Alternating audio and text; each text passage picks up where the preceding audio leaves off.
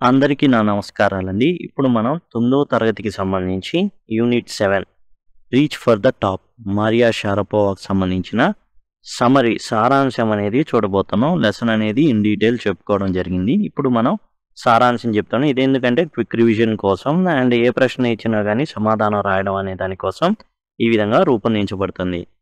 ఇది ఇక్కడ మీరు చూసినట్లయితే 9th క్లాస్ సంబంధించిన పూర్తి స్థాయి గ్రామర్ అన్ని లెసన్స్ కూడా గ్రామర్ అనేది చెప్పబడిందండి. దయచేసి గమనించండి. ప్లేలిస్ట్ అనేది డిస్క్రిప్షన్లో ఉంటుంది. ఒకవేళ లేకపోతే గ్రామర్ లింక్ అని అడిగినట్లయితే గ్రామర్ లింక్ ప్రొవైడ్ చేస్తుంది. ఇది వచ్చేసి మూమెంట్స్ సప్లిమెంటరీ ఏదైతే ఉందో దానికి సంబంధించినటువంటి లెసన్స్ అన్నీ కూడా ఇక్కడ మీకు అందుబాటులో ఉన్నాయి. ఇది వచ్చేసి టెక్స్చువల్ లెసన్స్ ఏవైతే ఉన్నాయో టోటల్ ఆ లెసన్స్ అన్నీ కూడా మీకు ఇక్కడ అందుబాటులో ఉంటాయండి. లైన్ టు లైన్ ఎక్స్ప్లెయిన్ చేయడంతో పాటు సమ్మరీ, క్వశ్చన్ అండ్ ఆన్సర్స్ అవన్నీ కూడా ఇవ్వబడ్డాయి.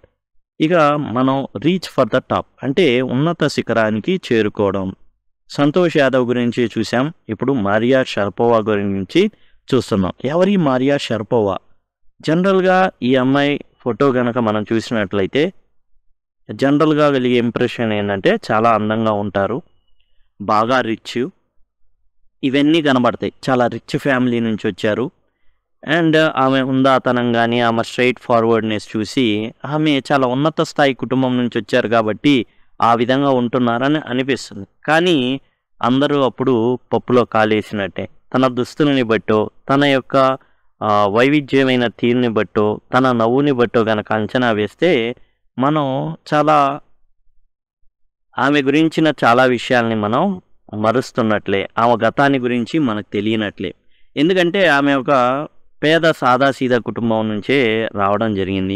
సైబీరియా ఎడారిలో పుట్టడం జరిగింది. అంటే సైబీరియా ఎడారి అంటే రష్యాలో సైబీరియా అనేది మంచు ఎడారి అనమాట. మంచు ఎప్పుడు కురుస్తూ ఉంటుంది. ఆ విధమైన ప్రాంతంలో ఆమె జన్మించడం జరిగింది. అయితే తనకి టెన్నిస్ మీద మక్కువ కాబట్టి అదే తల్లిదండ్రుల ముందు ఉంచడంతో ఏం జరిగిందంటే తన తండ్రి, తల్లి, ఈ అమ్మాయి మారియా షరపోవా ముగ్గురు కూడా అమెరికాకు వెళ్ళాలనుకున్నారు. కానీ వీసా రిస్ట్రిక్షన్స్ వల్ల కేవలం ఒక్కళ్ళకే ఎలో చేయడమో వివిధ కారణాల వల్ల తల్లి ఎలీనా ఎవరైతే ఉన్నారో ఆమె రష్యా సైబీరియా ప్రాంతంలోనే ఉండిపోయింది. 9 ఏళ్ల వయసులో ఆమె అమెరికాకి తన తండ్రితో పాటు వెళ్ళడం జరిగింది. అక్కడ కూడా చాలా అవమానాలు అనేది పొందడం జరిగింది. ఎన్నో కష్టాలు పడడం జరిగింది. 9 ఏళ్ల వయసులో ఎవరైనా కానీ తన తల్లిని విడనాడి ఉండాలని అనుకోరు. కనీసం వారానికి ఒకసారైనా హాస్టల్లో ఉంటే కనబడతారు. కానీ ఇక్కడ ఆ పరిస్థితి కూడా లేకుండా పోయింది. ఇలాంటి పరిస్థితుల్లో ఇంకా తాను హాస్టల్లో ఏదైతే ఆ ట్రైనింగ్ జరిగే దగ్గర ఎవరైతే ఫ్లోరిడాలో ఈ అమ్మాయి ట్రైన్ అయింది అమెరికాలో, అక్కడ సీనియర్స్ లేదా పెద్దవాళ్ళు, ఈ అమ్మాయికి 9 ఏళ్లే కానీ తనకన్నా వయసులో ఎక్కువ ఉన్నవాళ్ళు ఈ అమ్మాయిని నిద్రపోతుంటే నిద్ర లేపి మరి రూమ్ని క్లీన్ చేయాలి అని ఒత్తిడి చేసేవాళ్ళు. అలానే ఎన్నో అవమానాలు, అవహేళనలు. అంతేకాదు తండ్రి దగ్గర ఉండేవాడు కాదు.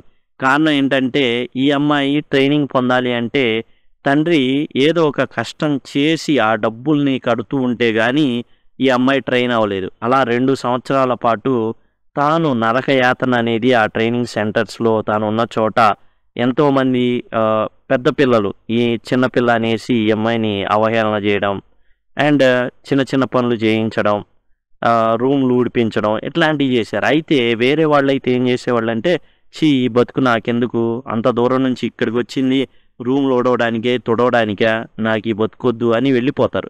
కానీ మరియా షరపోవాకి తాను ఏం చేస్తున్నానో, ఎందుకు వచ్చానో ఒక అవగాహన ఉంది, ఎంత త్యాగం చేస్తున్నానో అనే ఒక గ్రహింపు ఉంది.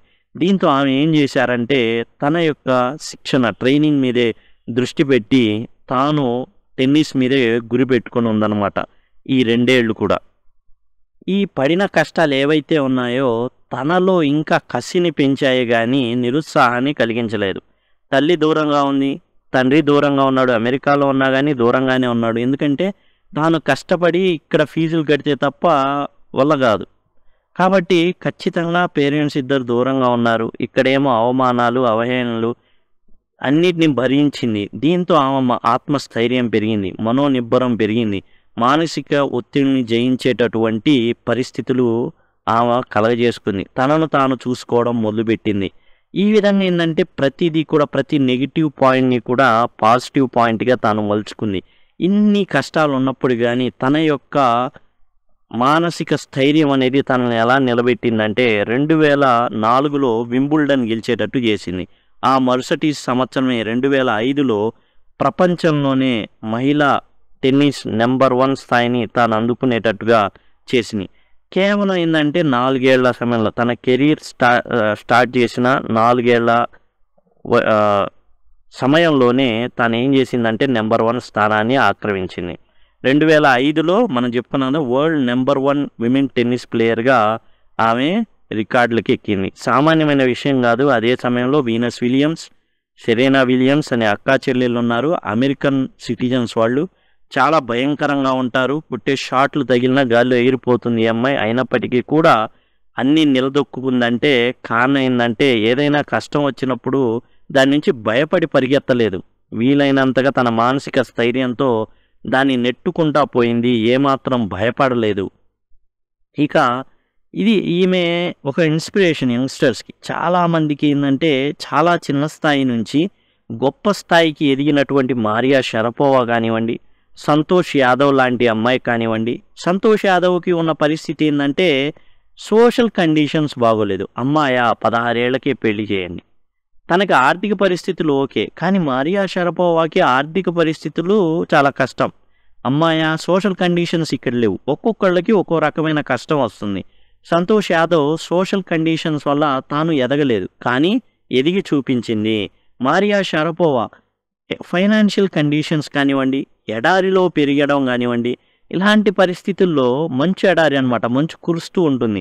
అలాంటి పరిస్థితుల్లో ఉండి కూడా తాను ఎదిగి చూపించింది. ఒక్కొక్కళ్ళకు ఒక్కో రకం కష్టం వస్తుంది. ఇప్పుడున్న స్టూడెంట్స్లో కూడా ఒక్కొక్కళ్ళకు ఒక్కో కష్టం వస్తుంది. దాన్ని గెలిచి చూస్తే ఎంతలాగుంటుందో మనకి వీళ్ళిద్దరూ ఉదాహరణ. పద్మశ్రీ వచ్చింది సంతోష్ యాదవ్కి.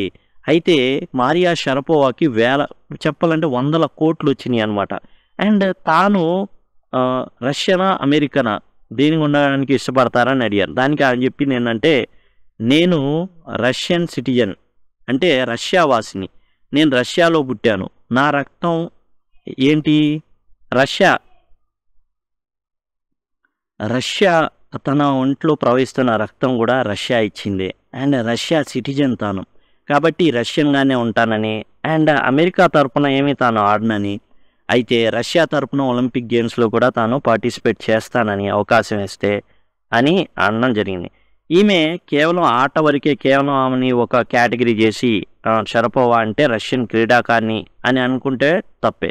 ఎందుకంటే ఈమె ఫ్యాషన్ రంగంలో ఉంది, పాటలు పాడుతుంది, అండ్ డ్యాన్స్ వేస్తుంది, అండ్ చక్కగా కానన్ డైలీ ఏవైతే షెర్లాక్ హోమ్స్ ఉన్నాయో అవన్నీ చదువుతుంది.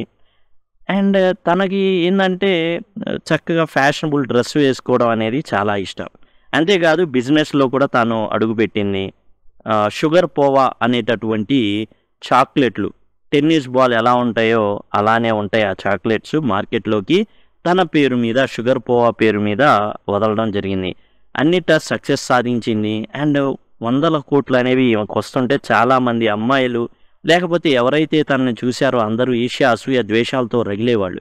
అయితే తాను ఏం త్యాగాలు చేసిందో చాలా చిన్న వయసులోనే చాలా త్యాగాలు చేసింది. తల్లిదండ్రులను వదిలిపెట్టి ఉండాల్సిన పరిస్థితి, అవమానాలు, అవహేళన అనేవి ఉన్నాయి. అంటే ఇక్కడ చెప్పేది ఏంటంటే ప్రతి మనిషి జీవితంలో ఎదిగే క్రమంలో ఇవన్నీ మామూలే, ఇవన్నీ ఉంటాయి. వీటిని మనం ఎప్పుడైతే వాటిని తట్టుకొని నిలబడతామో రాబోయే జీవితంలో ఇంకా స్ట్రాంగ్గా నిలబడడం అనేది జరుగుతుంది. ఆ విషయాన్ని మనం గమనించాలి వీళ్ళిద్దరు లైఫ్లో, ముఖ్యంగా అమ్మాయిలకి. అబ్బాయిలకైనా కానీ ఇలాంటి పరిస్థితులే భిన్నంగా ఎదురవుతాయి, రకరకాలుగా భిన్నంగా ఎదురవుతూ ఉంటాయి. వాటిని ఎవరైతే తట్టుకొని నిలబడతారో వాళ్ళు మాత్రమే ఎదగగలుగుతారు. ఇక మారియా షరపోవా 100 కోట్లు ఈ టెన్నిస్ ఆట ద్వారా, అండ్ ఒక బిజినెస్ కూడా టెన్నిస్ అనేది. ఎందుకంటే యాడ్లు వస్తాయి, యాడ్లలో నటించాల్సి ఉంటుంది. ఈ అమ్మాయి ఫ్యాషన్ రంగంలో ఉంది, పాటలు పాడుతుంది, అండ్ డ్యాన్స్ చేస్తుంది. అండ్ వీటి వల్ల ఏంటంటే ఎక్కడ చూసినా కానీ మారియా షరపోవా అనే ఒక ఫ్యాషన్ ఐకాన్గా, యూత్ ఐకాన్గా తయారవడం జరిగింది. ఈమె చివరికి ఏం జరుగుతుందంటే ఏదైతే నేను సాక్రిఫైజెస్ చేశానో దానికి తగ్గ గుర్తింపు, దానికి తగ్గ పరిశ్రమకి తగ్గ ఫలితం అనేది నేను రాబట్టుకోగలిగానో, అందుకే సక్సెస్ సాధించగలిగాను అనేది ఆమె చెప్పేదన్నమాట. ఇదండి మారియా షరపోవా గారి గురించి. అండ్ 9 ఏళ్ల వయసులో ఆమె తన యొక్క ప్రయాణాన్ని మొదలుపెట్టడం. అండ్ తర్వాత 18 ఏళ్లకే దరిదాపులుగా ఆమె ఈ గొప్ప ఘనతని 18 ఏళ్లకే ఆమె స్టార్ట్ చేయడం. అయితే tennis career, international career start చేసిన 4 ఏళ్లకే ఈమె వరల్డ్ నెంబర్ 1గా ఈమె మహిళా టెన్నిస్ ర్యాంకింగ్స్‌లో నెంబర్ 1గా ఈమె ఎదిగింది. ఎదిగినప్పుడు ఉన్నవాళ్ళు చాలా చిన్నవాళ్ళు కాదు. ఆషామాషి వ్యక్తులు లేరు. చాలా ధీటైన వ్యక్తులున్నారు.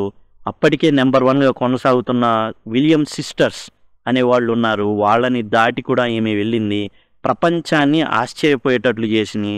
ఎంతోమంది ఈమెని చూడడం మొదలుపెట్టారనమాట. మరియా షరపోవా ఒక ఐకాన్ లాగా తయారైందనమాట. కాబట్టి ఈ విధంగా తాను తన జీవితాన్ని మలుచుకుంది. కష్టాలు, కన్నీళ్ళు అండ్ కొన్ని త్యాగాలు ఇవన్నీ కూడా ఈమె జీవితంలో ఉన్నాయి.